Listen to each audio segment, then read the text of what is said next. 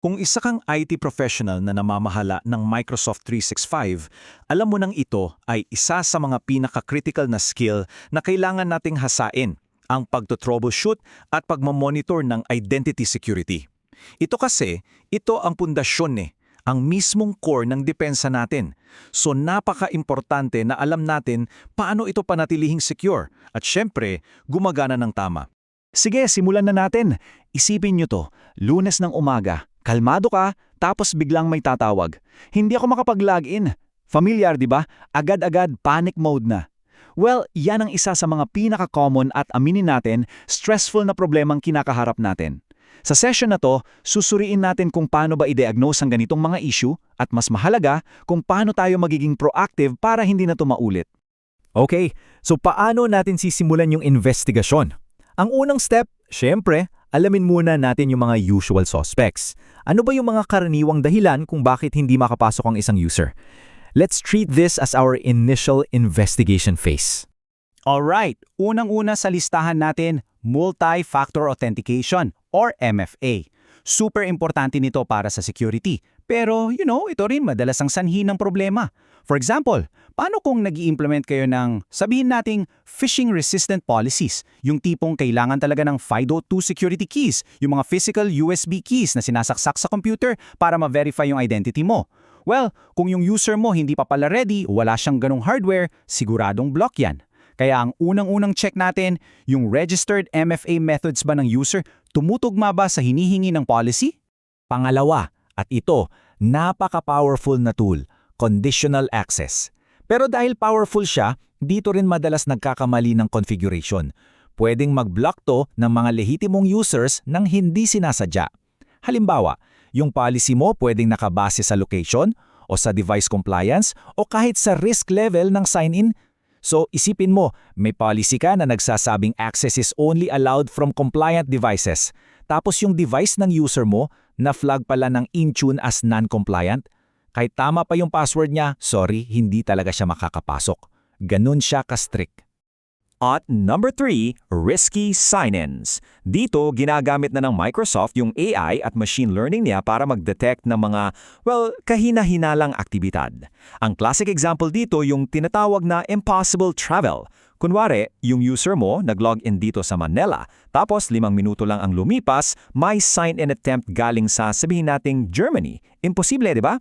Ayan, if-flag yan ng system automatically as high risk at malamang ibablock na yan. Kasama na rin dyan yung mga pag-login galing sa mga di kilalang lokasyon o mga IP address na may masamang record. So ayan, may listahan na tayo ng mga posibleng dahilan. Ngayon, ang tanong, paano natin to iimbestigahan? Dito na ngayong papasok ang ating sabihing nating detective toolkit na makikita nating lahat sa loob ng Microsoft Entra Admin Center. Okay, first tool out of the box at aaminin ko, ito yung pinaka-importante sa lahat. Yung Microsoft Entra Sign-in Logs. Isipin nyo to bilang inyong CSI o Crime Scene Investigation Kit. Bakit? Kasi bawat sign-in attempt, successful man yan o failed, may super detalyadong record dito. Makikita mo lahat. Kailan at saan nangyari, anong device yung ginamit, anong application, dumaan ba sa MFA, at ang pinaka-critical sa lahat, anong conditional access policy ang nag-apply, at kung failed, ano yung nag-block sa kanya. Lahat ng ebidensya nandyan. So para mas maintindihan natin, ito yung flow. Tingnan niyo yung diagram. Nagsisimula lahat sa user attempt, syempre yung user sinubukan mag-login. From there, dadaan yan sa isang policy check. Dito ngayon, i-evaluate ng Entra ID yung lahat ng applicable conditional access policies sa user na yon. Based sa resulta niyan, magkakaroon tayo ng log entry na magsasabi kung success ba o fail. At dyan sa huli, sa admin review, dyan na tayo papasok. Titignan natin yung log entry na yan para matukoy kung ano talaga yung root cause. Simple lang yung flow, pero yan ang guide natin. Okay, ito yung isa sa mga paborito kong features personally, yung what if tool. Kasi ito, isang simulation tool. So imbes na hintayin mong may user na ma-lockout at mag-fail, pwede mong itest yung mga conditional access policies mo before mo pa i-deploy. Simple lang, pipili ka lang ng user, ng device, ng application, tapos sasabihin sa'yo ng tool kung ano-anong policies ang mag-a-apply at kung yung access ba ay magiging granted o denied. Grabe yung tulong nito para maiwasan yung mga, accidental lockouts, lalo na kung magro-roll out ka ng bagong policy. Okay, so by now, magaling na tayong mag-troubleshoot, no? Pero hindi dapat doon nagtatapos. Ang pagiging reactive, yung pag-aayos lang ng problema kapag nangyari na, ay hindi sapat. Ang next level, kailangan nating maging proactive. At dito napapasok ang audit logs at kung paano nito babaguhin yung buong security posture natin. Tingnan natin tong comparison. Sa isang banda, meron tayong reactive troubleshooting. Dito, ang focus natin ay yung mga nakaraang sign-in failures lang. Ang tool na gamit natin, yung sign-in logs. At ang goal, ayusin yung problema na nasa harap natin ngayon. Ngayon, sa kabilang banda, yung proactive monitoring. Dito, yung focus natin hindi lang sign-in, kundi lahat ng activities sa tenant. Yung tool natin, yung audit logs. At ang goal, hindi lang mag-ayos, kundi mag-detect ng mga future threats. So itong pag-shift ng mindset mula sa kaliwa papunta sa kanan, yan yung magle-level up sa atin bilang mga IT professionals. So ano ba talaga yung makikita natin sa loob ng audit logs? Well, una, maa-access nyo yan sa Microsoft Purview portal at kailangan nyo ng audit logs role para makita to. Pero ang amazing dito is yung scope niya. Hindi lang to tungkol sa sign-ins. Tinatrack nito halos lahat ng ginagawa ng users at admins sa buong Microsoft 365. Exchange, SharePoint, Teams, you name it. So kung may nagbago ng isang policy, may nag-access ng isang napaka-sensitive na file, o di kaya may nag-promote ng user to a new admin role, lahat yan, bawat detalye, nakatala dito. Para mas maging konkreto, tingnan natin tong ilang real-world scenarios. Number 1, track file access.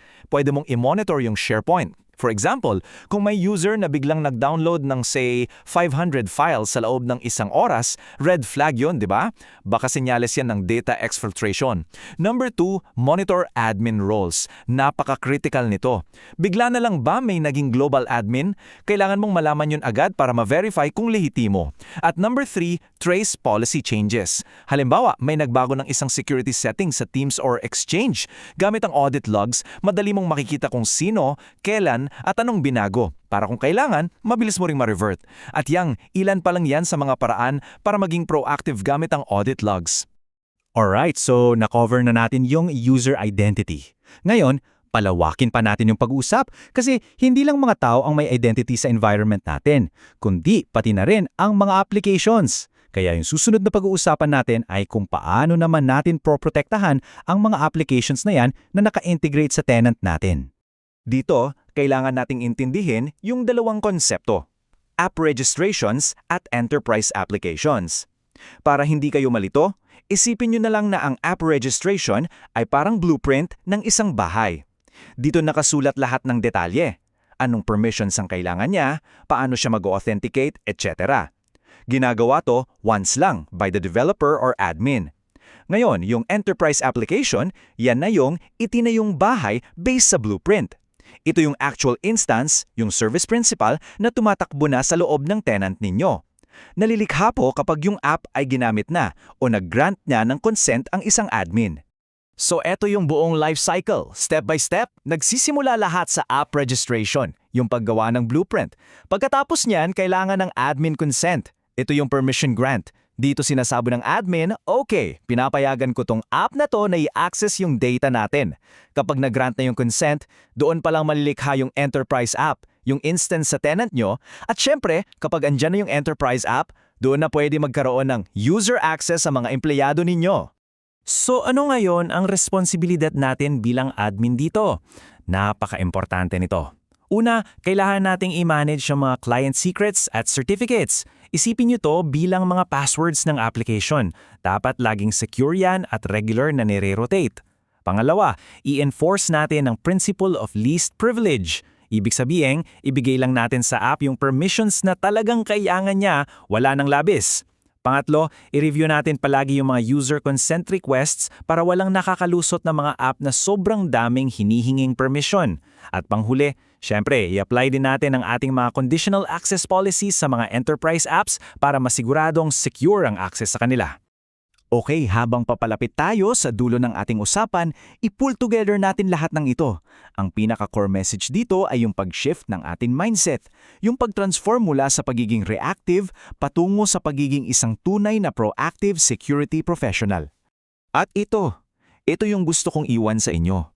Sa pamamagitan ng pag-master sa mga tools na pinag-usapan natin, sign-in logs, yung what if tool, at lalo na yung audit logs, nagbabago yung role natin. Hindi na lang tayo basta firefighter na laging nagmamadaling pumatay ng sunog o mag-ayos ng problema. Instead, nagiging architect tayo. Isang architect na strategic mag-isip, nagdidisenyo, at nagtatayo ng isang matibay at secure na digital environment.